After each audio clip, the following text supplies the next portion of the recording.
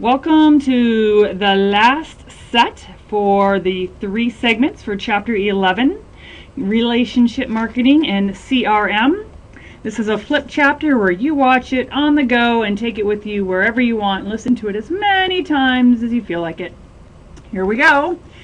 How do marketers keep customers? Why do you stay loyal to organizations? Well, retaining customers is obviously far more profitable than losing them. That makes sense. Customers typically generate more profits with the firm for each additional year of the relationship. So if you're maintaining the relationships, you should see an increase in your profits as well. It costs 5 times as much to acquire a new customer as it does to keep a loyal one. So companies should be paying attention to the customers they already have instead of spending lots of money, time, and effort trying to obtain new ones. There's a term that you might want to keep in mind called customer churn. It's customer turnover.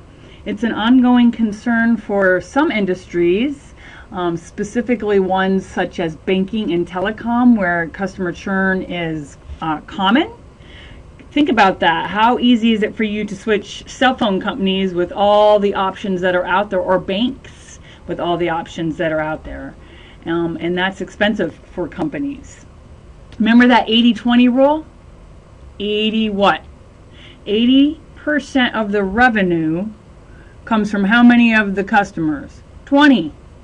So there's that loyal 20% customer base that's giving you 80% of your revenue. Alright, next up, let's talk about some programs that you're familiar with in all likelihood. And this is about customer relationships, frequency marketing.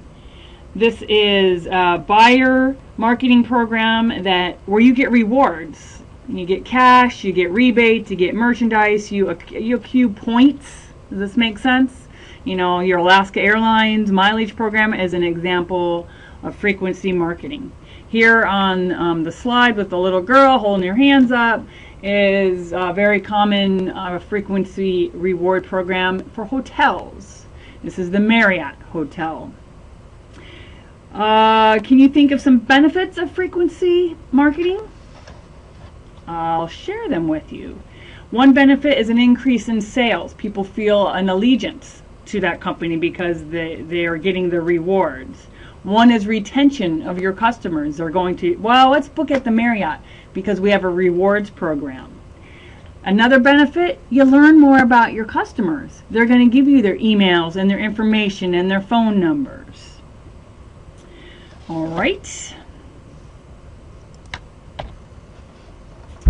Another program type is affinity programs.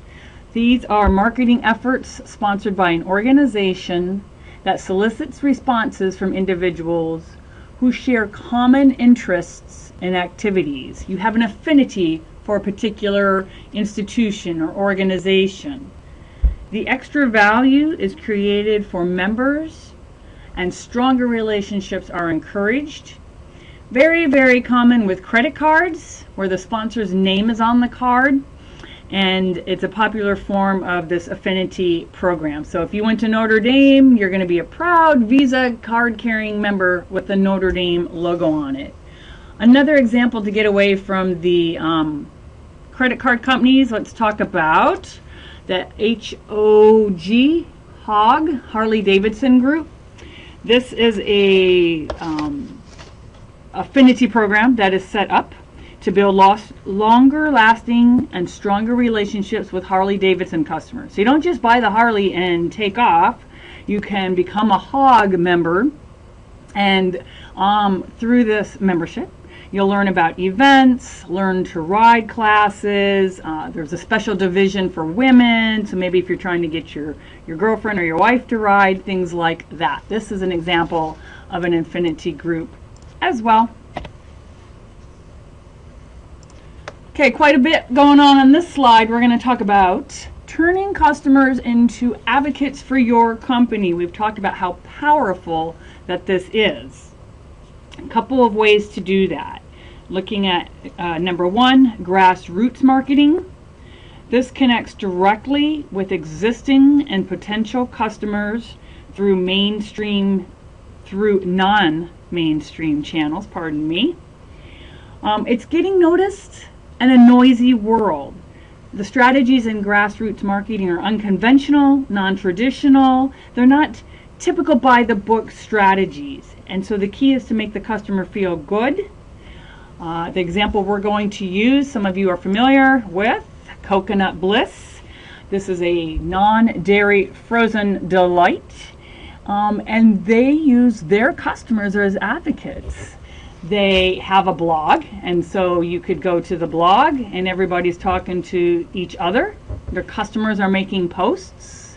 And check this out. So if you want this Coconut Bliss in your area and they don't have it, well, Coconut Bliss has a petition form where you fill it out. You have it signed by a couple people. They have barcodes on it. See if it links up. There you go.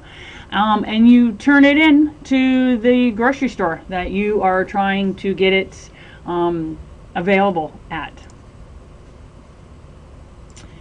Okay, now we're going to move on to viral marketing. You've heard of a video going viral, right? Well, that's what this is.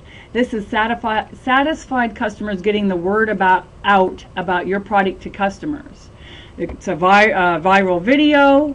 The tell a friend link that is prominent on many web pages, and the example I'm going to use here, warning, this is a little the humor is a little crude, so here we go. Ship my pants. Ship my pants. Right here? Right here? Ship my pants. Ship my pants. You're kidding. You're gonna ship your pants? Right here. Right here. You hear that? You hear that? I can ship my pants I can ship my pants for free. Wow. I just may ship my pants. Ship your Yeah, pants. ship your pants. Billy, you can ship your pants too. I can't wait to ship my pants, Dad. I just shipped my pants. It's very convenient. Very convenient. I just shipped my drawers. I just shipped my nut. So you get it. So you can see how people they think that's funny. And so people are sharing with each other this different viral video for Kmart. The last option we have for customers as advocates, or the last one that's listed, is buzz marketing. So buzz is about creating a buzz, and it relies on volunteers to try the products and then talk about their experiences. So if a what do you call that? The soda that you drink, the energy drinks, they come onto campus. So somebody from Red Bull comes onto campus and drops them off at one of the dorms and says, here you go, but we want you to share us on Facebook and go to our blog and tell your peers about it. That would be buzz marketing.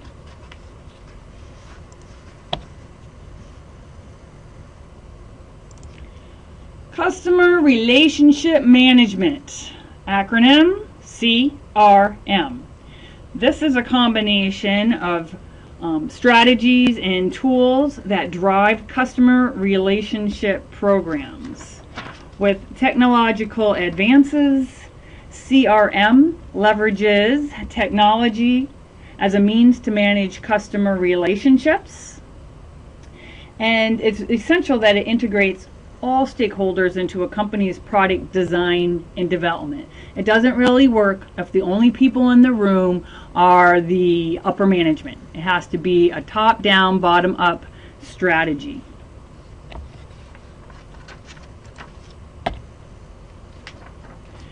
What are the benefits of CRM? It used to be that customer relationship management, before computers, you'd have index cards. So if somebody was a car salesperson or selling product, they'd keep the cards filed. And then maybe or file folders or something, paper or something like that. Then it moved to Microsoft Access or Microsoft Excel. Now there's software systems for almost every industry because it helps you run queries, run reports, keep track of data. It simplifies complex business processes while keeping customers' interest at heart. And it's most effective when it's part of your strategy. You can't be the only tool that you have. Of course, it's not a magic wand. There's problems with CRM. It does require, as stated before, a company-wide commitment, and everybody has to know how to use the program. If people aren't keeping the program up to date, it's not that valuable of a program. It's not a magic wand. If no one is putting the system to work and doesn't take advantage of its full capacity, then it's an expensive play toy, and you're not using it to the best ability for your company. Lastly, failure to effectively reorganize the firm's people and processes to take advantage of the benefits a CRM system offers. So want to make sure that you're getting training on it, people know about it, you're using the software updates, things of that nature if you have a CRM, and most companies do have a CRM in place. What happens when people go away? One way is for retrieving lost customers, one way is to anticipate where there may be problems. Like, oh, we're launching a new software, people may not like this, how are we going to keep from losing them? Another strategy is to accept when you've made a mistake, let's say Microsoft Vista, for example, and put in a good recovery effort. Remember, we've talked about service recovery. Why do people leave? They're bored with the product. They've moved, they've physically moved, or a company is closer to them now, has built a franchise closer to them, or a retail unit. No longer have a need for the product. I used to buy diapers, don't need diapers anymore, my kid's grown up. Prefer competing products. So you forget, I don't know, your hockey skates and you're going to hockey, well, that's kind of a hockey stick. You use somebody else's stick, you're like, oh, I like that stick. I found a competing product I like. I didn't know because I tried somebody else's. There we go. There is your summary. Check it out. Thank you for listening, podcasting, whatever you're doing. I'll see you in class. Remember, there is a quiz. Take the mandatory quiz and get your class participation points.